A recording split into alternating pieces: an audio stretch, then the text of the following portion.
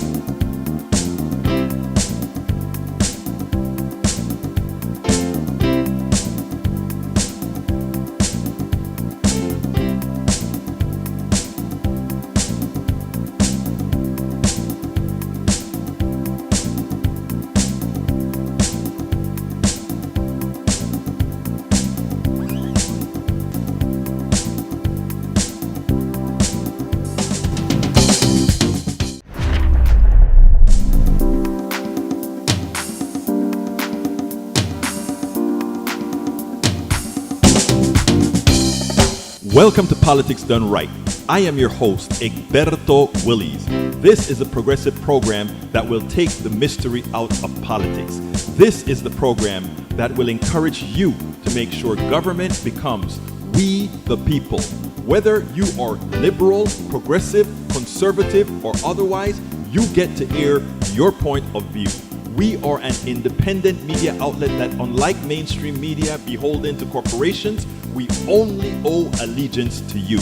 Remember, you can also send me a tweet at EGBERTOWILLIES. That is at Egberto Willies.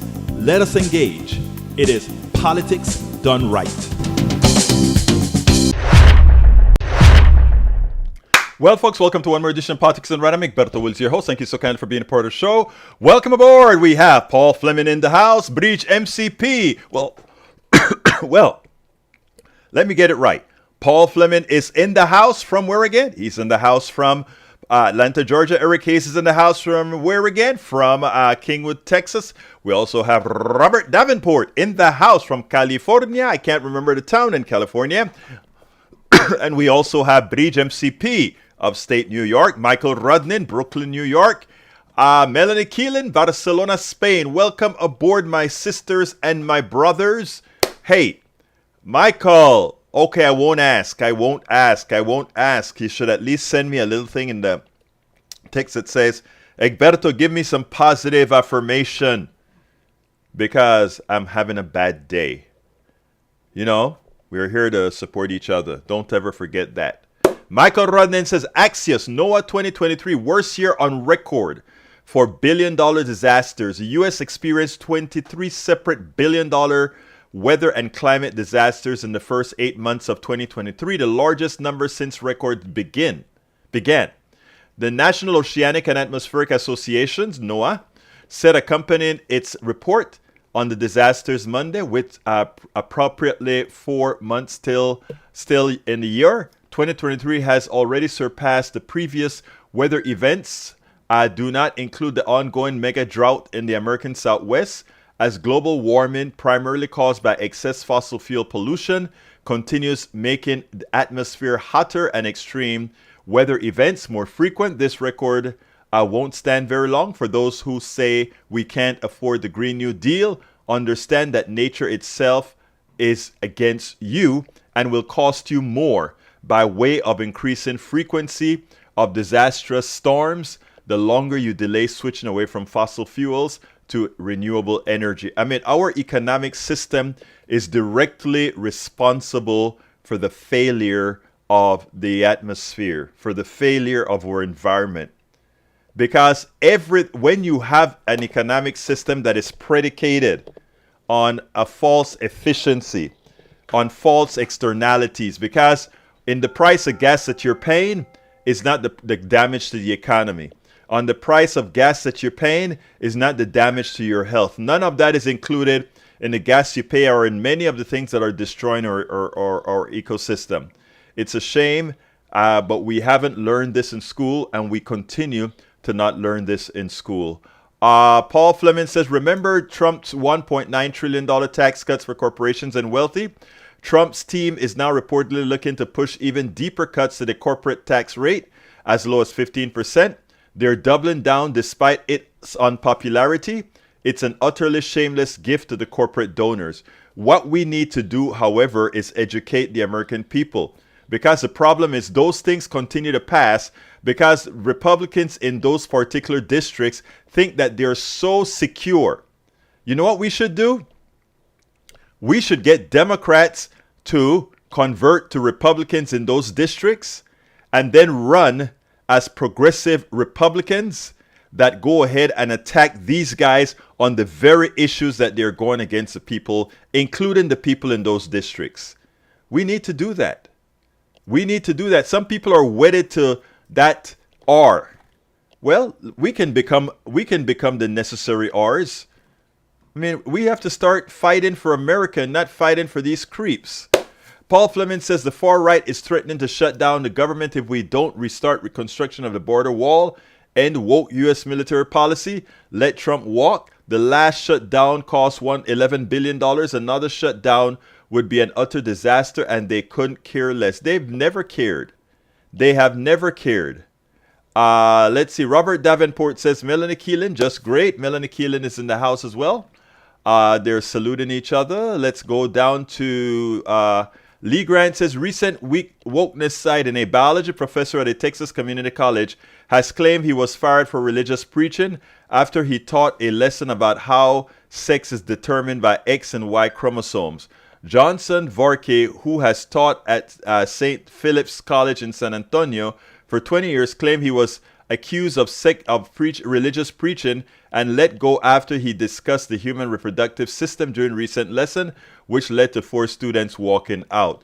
That is a silly, silly thing, Lee Grant. I can guarantee you that what occurred there is he didn't only teach about X and Y's. He probably went on and gave other statements about what those of us who believe that while there are 2 specific physical genders, meaning having a vagina and having a whatever, and in some cases we have people that have both, but when it comes to what determine gender, what we use for gender and X and Y chromosomes as only determinative, he probably went far and beyond that. And again, if you're going to teach objectively. So I'm not buying that story. Go ahead and get the full story before you just point that out. That sounds like a right-wing story to me. I haven't read it. I haven't looked it up. Get the teacher. I'll bring him on. Eric Hayes, get the scissors out.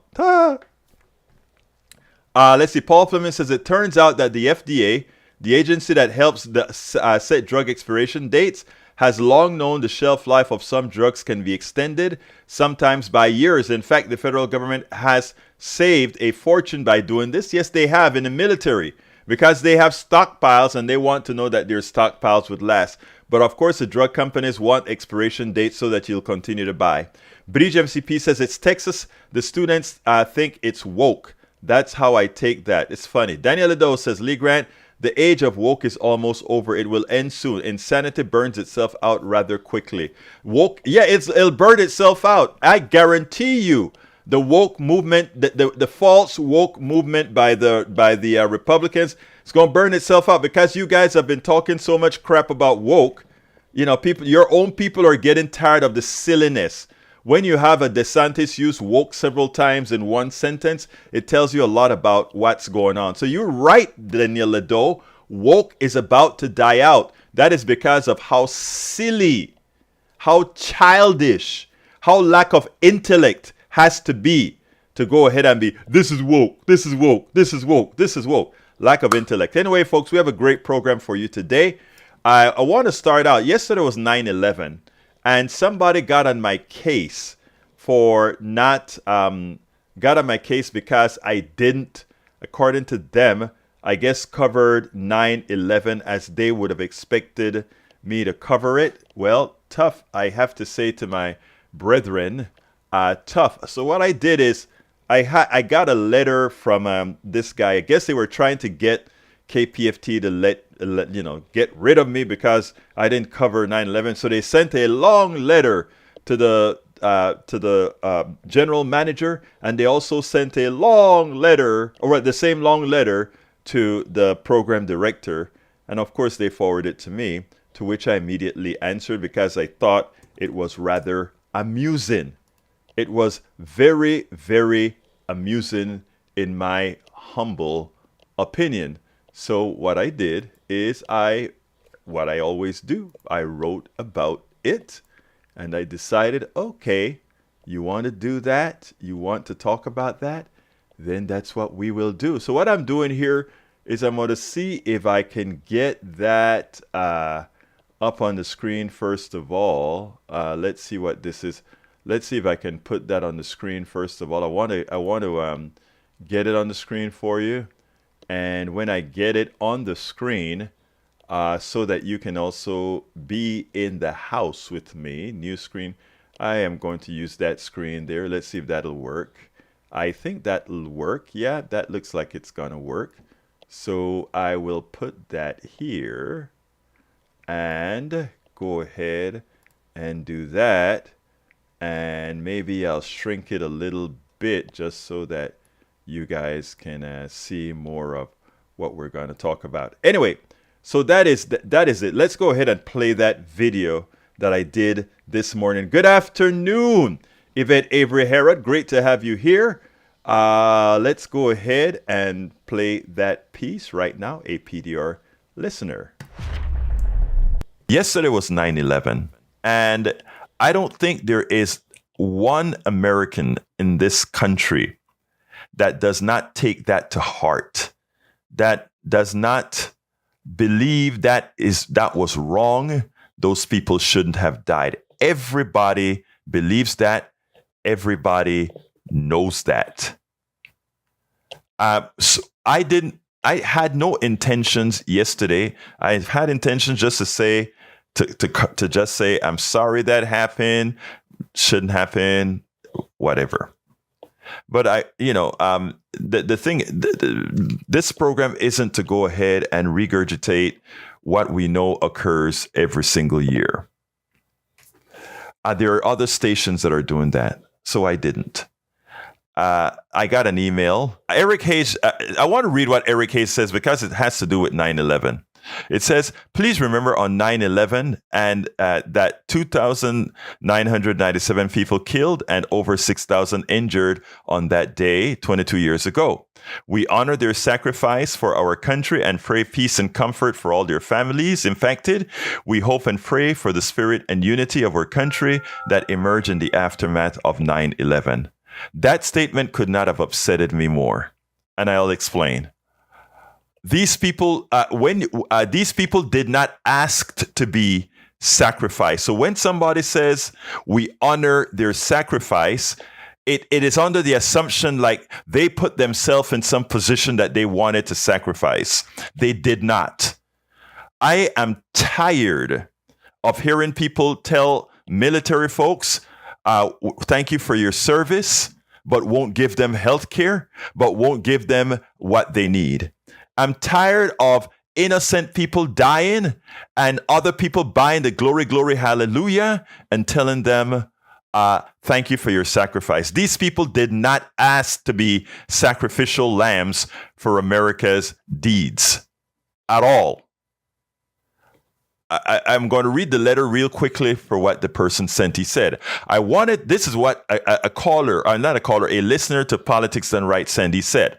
I wanted to relate to you my most sincere disappointment and the fact that your show host this morning did not mention anything at all about 9/11 terrorist attack and remember those that we lost. His excuse was he did not want to mention because it was 22 years ago and all the things that are being done as a result of 9/11. That is a flat out chicken SHIT reason. The only reason he even said anything is because callers called in to mention 9/11. The fact is he hates America and all it stands for. No matter what side you are, left or right, I think we all agree that it was a tragedy and lives were unnecessarily lost, and we remember and honor those respectfully. But what would I expect? Because I listen to Democracy Now! And the You Talk show, as well as they sure do remember and honor everything that happened to Muslims or tragedies abroad. I wish I could call in, but I am driving when this show is on air. Then I am at work the rest of the time and cannot call in. But it's so irritating to hear all the left bias on these shows. They claim to be non-biased, which I never claim. They always start or end with Republicans this or Republicans that. Everything is blamed on Donald Trump and Republicans. And that caller, Johnny, oh man, he comes on and spits out how contentious conservative callers are. Now, if he isn't the most hypocritical caller I've ever, and every time he calls in to the show. I continue to listen to the program because it gives me insight into how the crazy left thinks. 9/11, remember the fallen, never forget. My answer to him was, first of all, any listener who spends the time to write an articulate letter to object without being completely irrational or hateful, this is my answer, is my kind of listener and must be answered. I intend to change your view that you are only listening because it gives me insight into how the crazy left thinks. Before I answer in detail, I must posit an absolute statement. You do not love America more than I do, or most of those of us on the left do. And in my case, I am a naturalized citizen. I chose America. It is silly to hate that which you have chosen for some, spouse notwithstanding. And as a naturalized American, I am no less American than born Americans whose roots, except for the indigenous people, are from elsewhere. Loving one's country means not keeping one's head in the sand for its flaws, but putting them out there and solving them. You don't show love for a child or a parent by allowing behavior that will ultimately be their demise. Now, let's talk. I will not apologize for not concentrating on that real bad thing that was 9/11. Many other stations and programs are doing that. It does not mean I condone or do not believe it was an evil act that killed thousands who did not deserve that fate. Unfortunately, in America, we have different levels of gradation for humanity. Do you feel as bad for those innocent people in New York, in DC, and Pennsylvania who died on 9/11 by terrorists as you do for several more thousand that are military killed in my home country, Panama, when Bush allowed several of our areas to be flattened with bombs indiscriminately?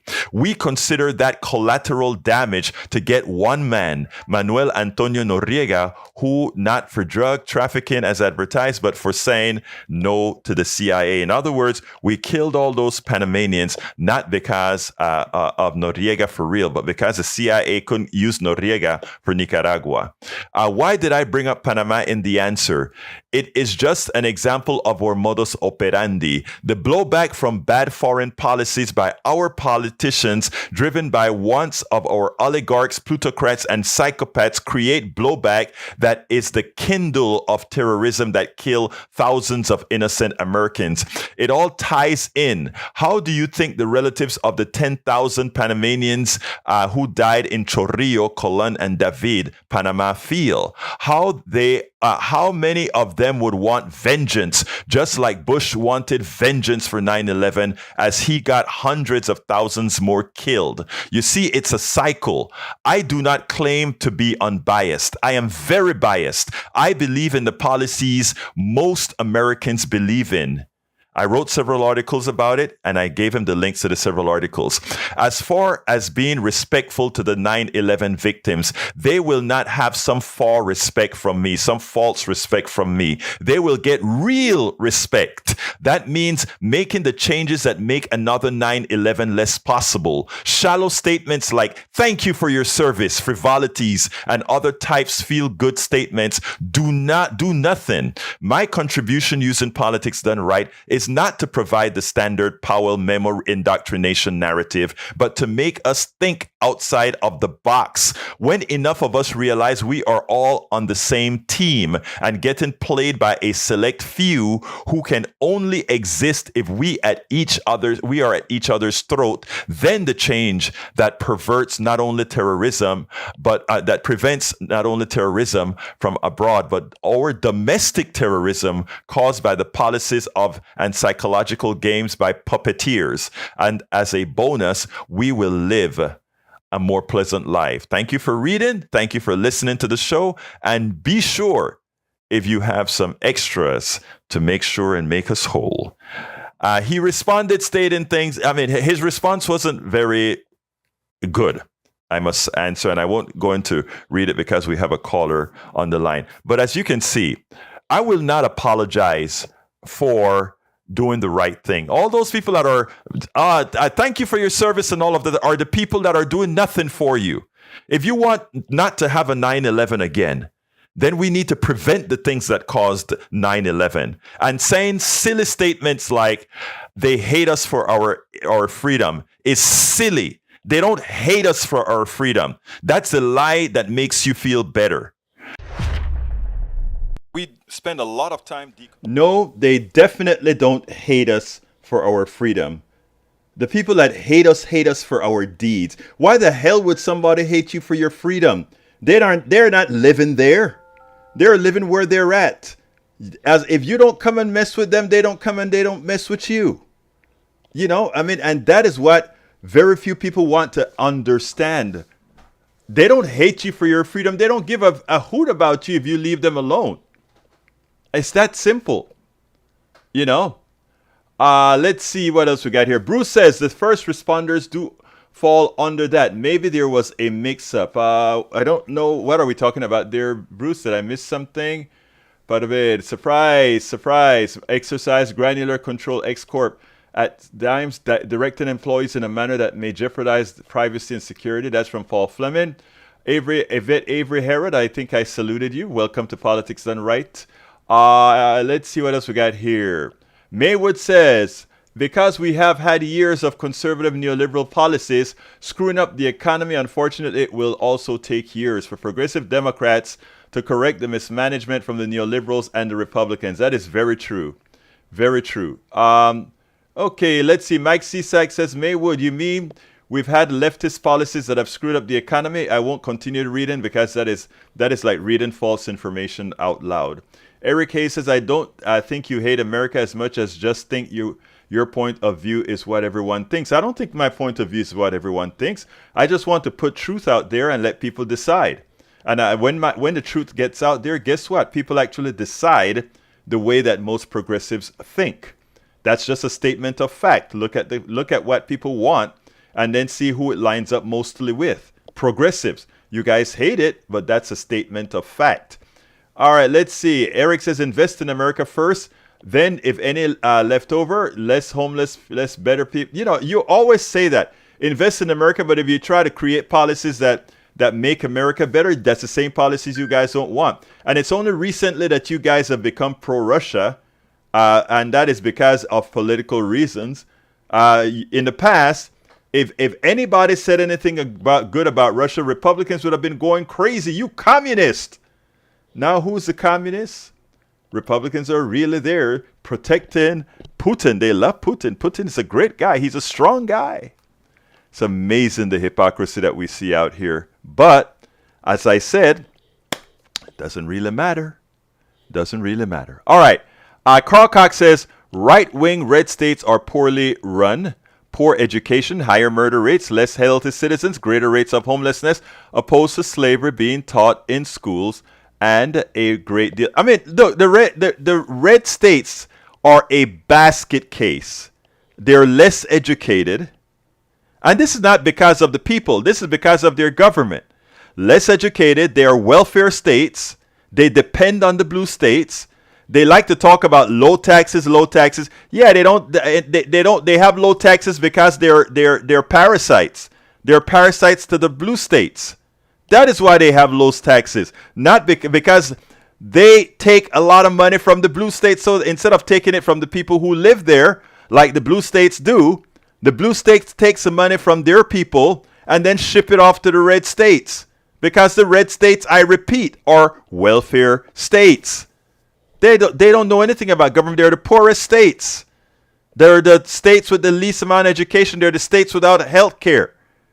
And that is what they want you to aspire to be. People may say, well, why are so many people from California moving to Texas? Well, because that money that they've earned in California allows them to come to Texas and live like king. Since a lot of Texans are so poor already, they'll come over here and live like kings and queens. That's why they come. It's like leveraging your retirement. All right, retire from California, come to Texas. Your money will go a hell of a lot further. It's a fiscal decision. Don't think about it as because the state is so nice. No, they made their money in the blue states and then decided to come down here. That's what it's all about. All right, let's continue. Eric Hay, let's see. Robert Davenport says, loving America is a lot tougher when America does not love you back. As a Muslim American of African descent, I promise you I love America far more than the rebel clown talking point. I mean, there's no doubt about it. If you are a person of color, I have to say this statement categorically. If you are a person of color and you continue to support this country like somebody like me or Robert Davenport does, it says something. Because, again, I don't feel as free as my white brother here, Bruce Pollard. Bruce is a damn good friend. Bruce is my brother. But when Bruce and I are driving together in the car, when Bruce sees a cop, Bruce sees a friend. When I see a cop, I see my potential killer. And I'm not being exceptional. I'm not being hyperbolic about that. I would love for you guys to listen to something, but I didn't prepare for it today. It was a TikTok that I got of a case in Seattle. Okay, I will talk about it some other day. But again, I've driven, I don't know if you remember, Bruce, you and I was driving to KPFT, and it left an indelible impression in my mind when you did that. Bruce came into the car. Me and Bruce are driving to KPFT, and there's a police officer that comes up next to us. He was next to the car at the driver's side. Bruce is sitting down in the driver's side, and Bruce is cool and waving with a smile, and my heart is in my throat. Same event, different reactions. Bruce saw that guy as his friend. I saw that guy as my potential killer. Okay? I saw that guy as my potential killer. Okay, let's see what else we got here. Maywood said, Mike Cesar said, Maywood, why is it that people keep moving into states run by GOP? I just explained that. because it's cheaper to live there. Low taxes, etc. They've already, the people in the blue states probably say, it's okay for me to move to the red states now. I've already invested my money in the red states because the red states have taken welfare from all us blue states. Now we can go to the red states and live at a cheaper level for the money we've already paid to them. That's why, Mike Cisak. Okay, Egberto keeps lying about red states. I think you better look it up. I don't lie about red states. In fact, I tell you what I'll do for you, since it seems, my dear Mike Cisak, you're not very apt at real information. What I will do is I will pull my blog up for you to read. I know you know how to read, sir, but here we go right now. And this is the article that I'm going to put on the screen right now for you, just so that you can see we're not BSing you. Red states, mostly welfare states dependent on blue state, but likely to be uninformed. There is your breakdown. Alabama, Arizona, Kentucky, Missouri, Nebraska, South Dakota, Texas. They're all beggar states. You notice well, Texas is a bit different. Texas is just about even. But right now it's a beggar state if you count a lot of the disasters that just happened, okay? But so please, as you can see, I think I have some better ones that I can show you where look at this. Blue America accounts for 71% of the GDP, a failure of red state politician policies. There we go again. Blue states, 71% of GDP.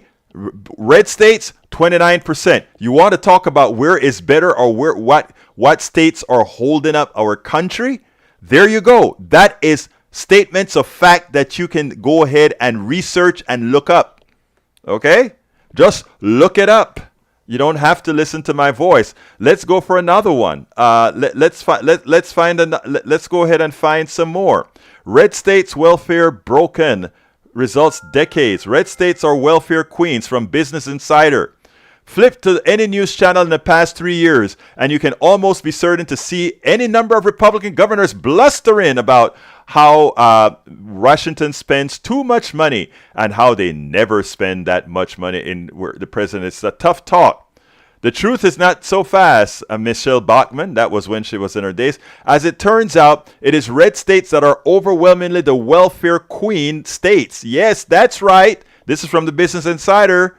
Red states, the ones governed by folks who think government is too big and spending needs to be cut, are a net drain on the economy, taking in more federal spending than they pay out in federal taxes. They talk a good game, but stick blue states with the bill. Take a look at the difference between federal spending on any given state and the federal taxes received from the state. We measure the difference as dollars amount federal spending per dollar taxes. A figure of $1 means that particular state receives as much as it paid in. Anything over $1 means that state received more than it paid in. You want to see where we stand? New Mexico, $2.03. Mississippi, $2.02. Alaska, $1.84. Louisiana, $1.78. West Virginia, $1.76. North Dakota, all red states. North Dakota, $1.68. Alabama, $1.66. South Dakota, $1.53. Kentucky, $1.51. Virginia, $1.51. Montana, $1.47. Only Hawaii, and you know what the problem is with Hawaii being over there in the middle of the ocean, okay? Arkansas, 141. Oklahoma, 136. Missouri, 132. South Carolina. So let's be real. Red states are beggar states, and the numbers are there to see it. The numbers are there to prove it. So you guys can preach all you want to preach. All you want to preach. All right? The fact of the matter is, red states are beggar states. No doubt, no doubt, no doubt. Bruce Fowler said it took 10 years for the FDA to decide phenylephrine was not effective in medicine taken by mouth. It took a long time for the science to win once. No, that was a pushback by the drug companies as usual. They own the federal government. Finally, we were able to go ahead and say, no, the damn thing doesn't work. All right. Let's see. Bruce Pollard said, but I see black cops as friends too. Uh, Let me correct something here, Bruce. I don't see cops as black or white. I see cops as cops, right? That are following the same principle that says my life is worth a lot less than your life, my brother Bruce. That whenever I see a police officer, irrespective of whether it's a black police officer, Asian police officer, Latino police officer, white police officer, for me, they're in the same batch, right? That it doesn't matter to me. And if you doubt it, watch those 5 black officers who annihilated, who killed, who murdered, who annihilated that young black kid for doing absolutely nothing. So no, Bruce, they are, and by the way, my brother Bruce, they are your friends. They are there to protect you, all of them. They're just not there to protect me. Or rather, they're there to protect you 99% of the time. That percentage just doesn't apply to me. Okay, that percentage just doesn't apply to me. Or anybody of my hue. All right, let's see what we got here now. Bruce Pollard says, getting another COVID vaccine is a tough decision. I have things that react bad to illnesses, so it's worth the risk now that I have lived through many injections of the COVID vaccine. I'll take it as soon as it's time. I think it comes out this week. I don't know if I'm old enough to get it yet. We'll see.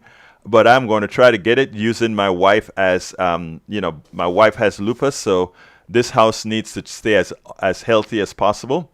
I would not say it's a slam dunk for unvaccinated people who are not fat but have had COVID once. That's a good point, Bruce. Maywood says you can live and look much more wealthy if everyone around you is poor. That is very true. In fact, that is true for how we lived in Panama. You know, when I came over to the States, I never forgot going over, and my father was a fireman.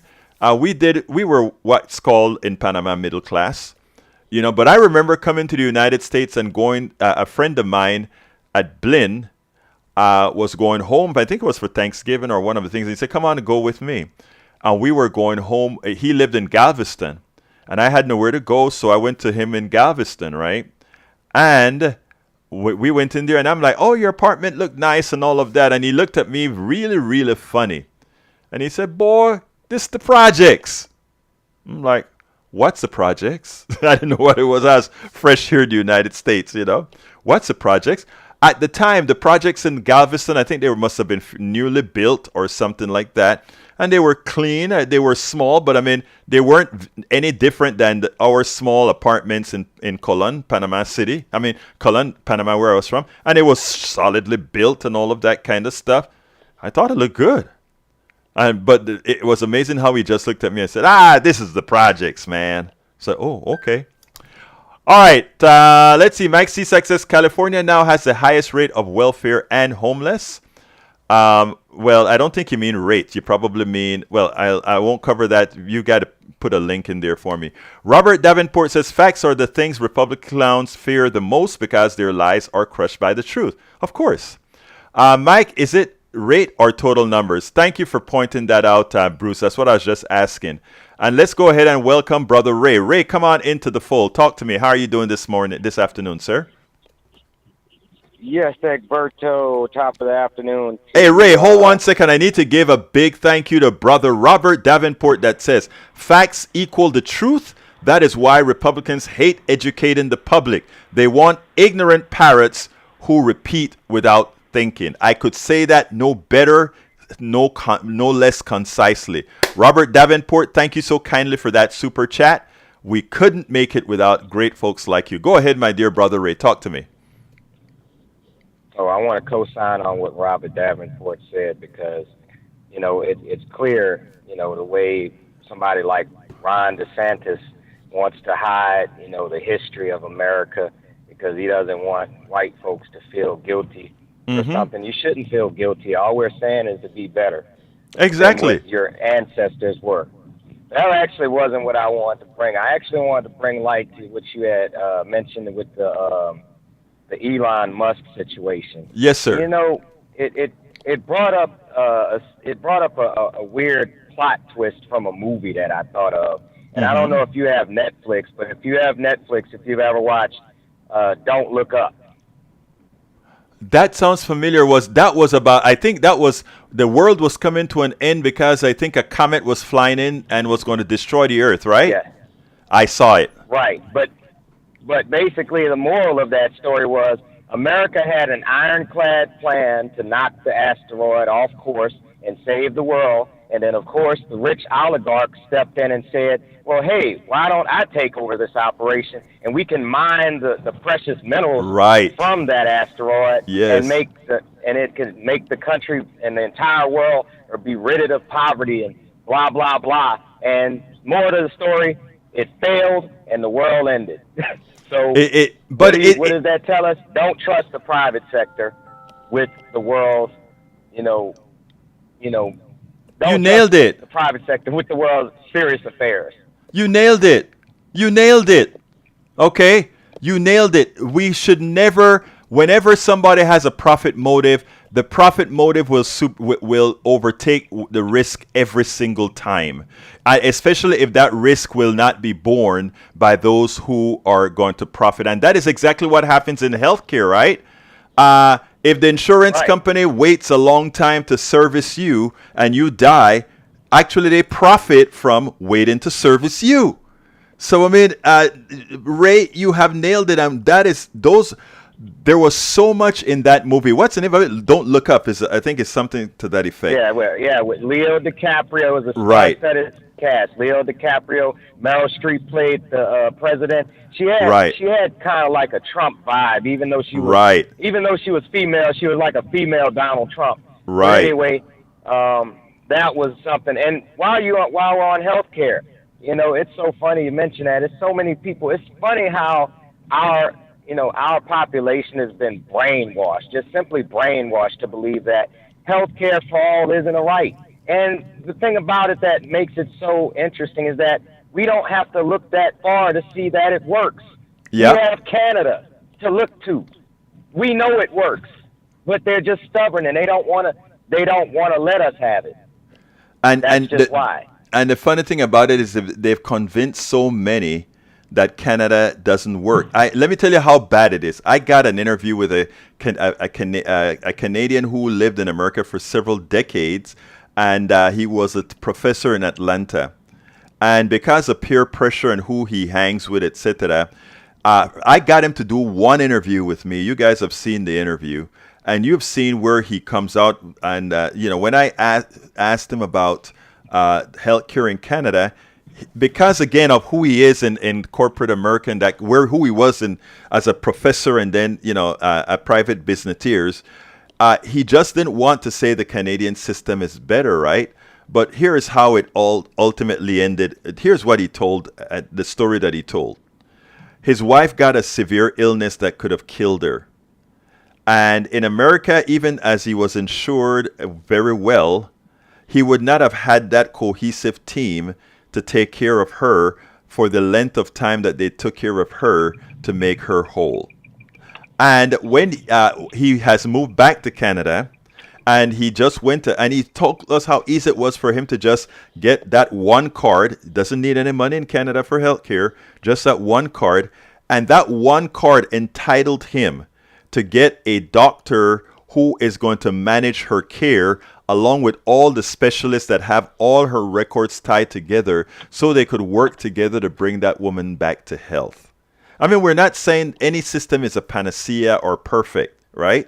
Because they have a problem in that they don't buy your drugs. But then again, your drugs don't cost what it costs here in the United States, right? So it is amazing that and by the way, there are also some rich plutocrats in Canada who want to make money off of healthcare, who as well would come over here as Canadians and talk about waiting lines in Canada.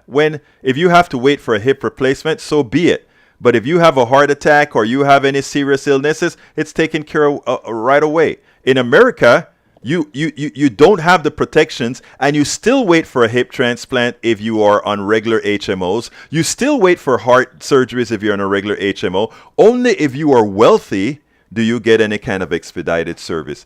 But we have to be preaching this to Americans and letting them know the truth. Anyway, anything else, Brother Ray? I hear you a lot, Egberto, about, you talk about what real freedom is, Mm-hmm. and, these right wingers in the comments, I see the comments, I hear you, say the comments, but basically they need to think about something and think hard on this. In this country, we basically use the standard of freedom as the choices you get to make. But things like healthcare, maybe we need to reimagine freedom as the choices you don't have to make. Right. How about Right. that? Look, brother, that is, the thing about, here's how the plutocracy works, right? They define what freedom is. They define what socialism is. They define what capitalism is. In America, they've defined capitalism as democracy. Of course, capitalism has nothing to do with democracy. In fact, it has more in common with fascism than democracy. Let's look at China and these other states that have picked up the economic system irrespective of the type of government that they have, right? So I mean, and capitalism works perfectly with authoritarianism, right? And why is that? Because companies are not democracies. Companies have execs and they run it. And people may say, well, the democracy in corporations is that people purchase from corporations and they vote with their money. Well, when you have corporations that have become monopolies, as we have in the United States, your money no longer becomes a vote, because they determine what products you'll have. Supply side economics says someone else provide the supply, and then you will bring your demand up to the supply we provide. I believe in demand economics. Demand economics says if I want something, then you are going to build it. What they believe in is we build something and then you are going to want it. That's the difference between supply side economics and democratic economics. And there are so many people that fail to see that because that's not what they've been taught, Ray. You just brought up consumerism. That's a whole nother conversation. But I'm gonna let you finish the show, my brother, and I'm gonna keep listening. Thank you, And my brother. hopefully, I'll be. Yeah, I have one more video to show that I'm going to show our great people here right now, and then we'll take it on there. So thank you for calling. You have a great rest of your day, my brother. All right, I'll be seeing you. Take care. Bye-bye. All right, folks, let's go ahead and listen to Bill Hunn, a very good friend of mine. I met him yesterday we had a humble independent, or rather humble Democratic Club meeting.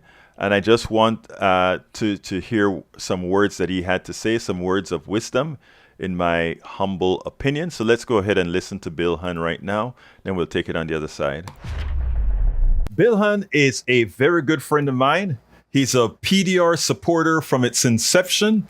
And he's also a fellow Berniac who campaigned, who walked the streets, who canvassed, who prepared. We did a whole lot together within the progressive movement. So one of the things that he does a lot of times is he brings us back to reality. I mean, many of us in the urge to make sure that the right people win elections, we let a lot of things go unsaid. And he's not that way. He sometimes we have to try to say, hold up a bit, Bill. Hold up a bit, Bill. We get you, you're right, but right is not enough. But as the polls are telling us right now, and I know a lot of people want to say, look at the polls today and remember what it was for Obama a few years back, what it was for Reagan a few years back. What I try to tell people is these are different times. So we have to look at how people are feeling and why, and how and what are the differences between the angst of today with the angst of yesteryears, the angst of yesterdecades. And if we don't, we do it at our own peril, and we may wait too long before we take corrective actions. I want you to listen to what Bill has to say here, because a lot of times, if you listen to his wordiology, you may think, well, that is some of the stuff that you hear the Republicans saying. But unfortunately, it is some of the things that we're not only hearing from Republicans, but we're hearing from Democrats. I want you to listen to him, and then we'll take it on the other side. Hey, this is Bill Hunn from the Humble Area Democrats. Bill has some issues that he wants to discuss. In fact, he had a prescient question that I think every Democrat should ask every American citizen. Talk. How do you feel when you leave the grocery store? Well, as it turns out, you said that question was posted somewhere. Yes. And that there were 137 comments. Tell me a little bit about those answers. They were all negative. They were all, inflation is eating away at my disposable income. I'm wondering how I'm going to feed my family at the end of the month. And all comments to that effect. The average voter is not feeling a good economy.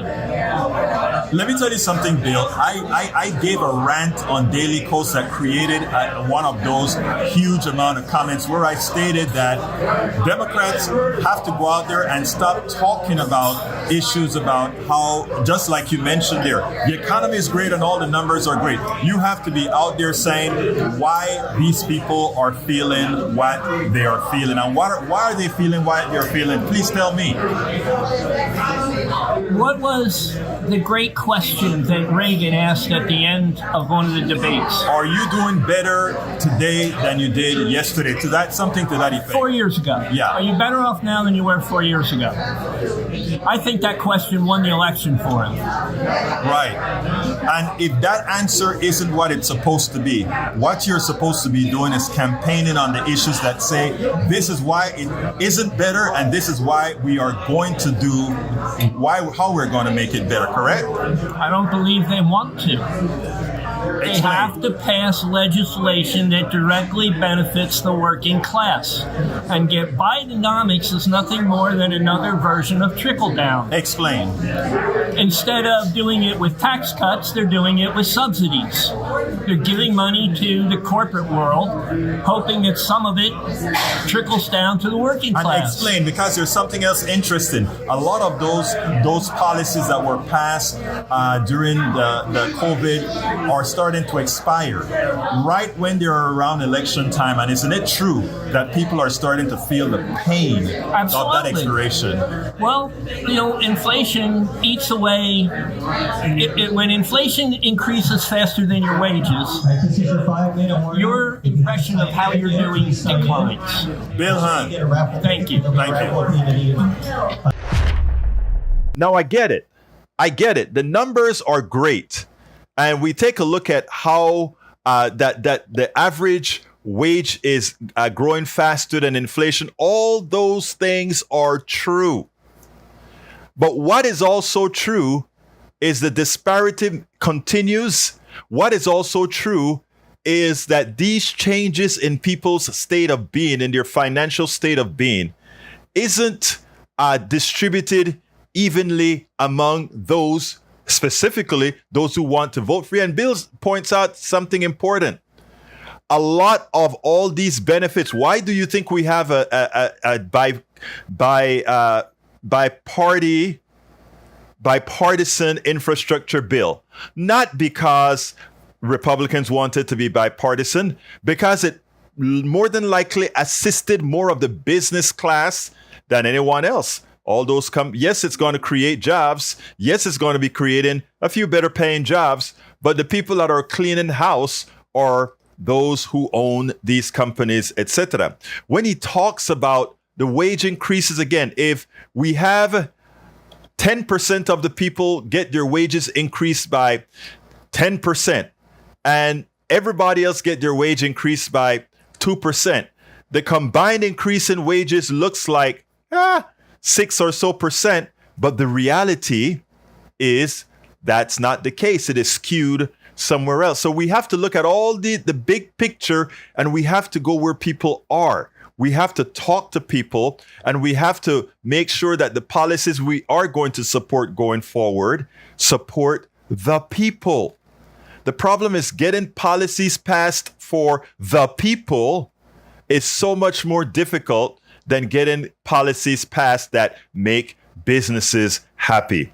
That is why we have to educate us all, so that we force politicians to do what's right. Yesterday, Bill, we had one of our state reps at the meeting last night, and he really questioned every single amendment, including the amendments that Democrats were supporting, because what he noticed was that, yes, we're supporting these policies, but it always seems when it comes to making sure everybody have broadband, it first satisfied the corporations who are going to provide broadband. When it comes to all these features to help people, it's as if the money has always got to be filtered through those with means. Bill Hunn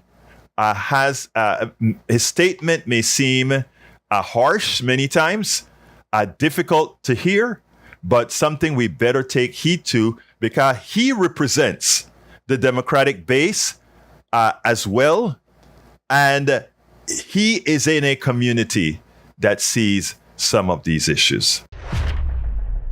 We spend a lot of time deconstructing the news, trying to parse. Absolutely so, my dear brother, Bill Hunn. I mean, we did a whole lot during the Bernie days, etc., etc., etc. Anyway, folks, we are coming down to the end of the program. I want to thank you guys all for being here. Bruce says a big green one is coming, Bruce. Bruce says, I saw a comet a few early mornings ago. Really? Let's see. Bruce also say use binos just before dawn under Pollux. Careful not to stray to the sun.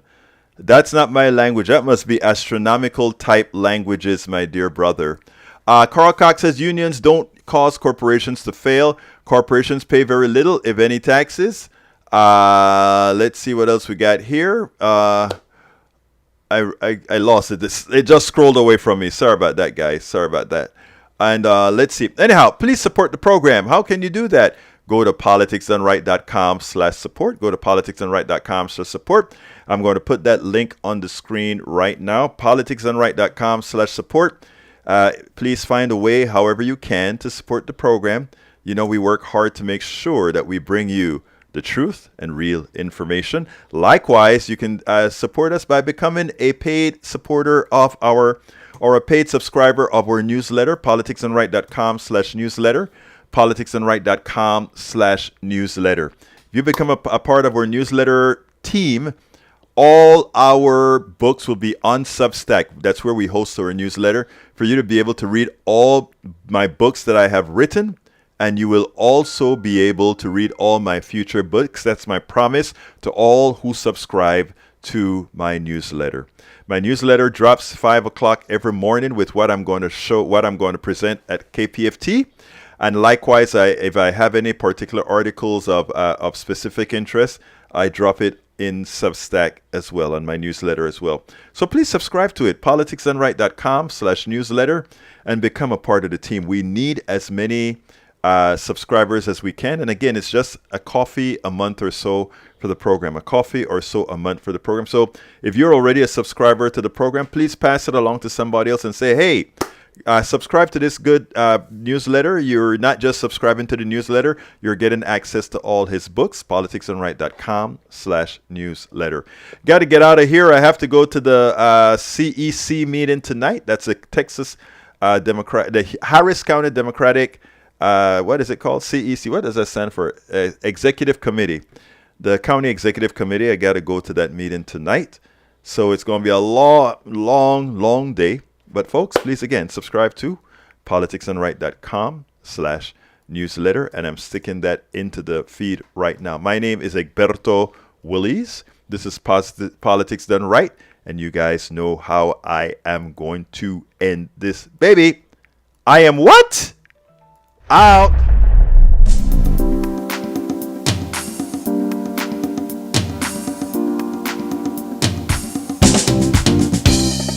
Welcome to Politics Done Right. I am your host, Egberto Willies. This is a progressive program that will take the mystery out of politics. This is the program that will encourage you to make sure government becomes we the people. Whether you are liberal, progressive, conservative, or otherwise, you get to air your point of view.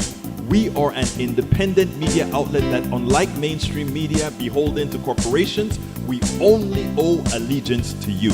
Remember, you can also send me a tweet at EGBERTOWILLIES. That is at Egberto Willies. Let us engage. It is politics done right.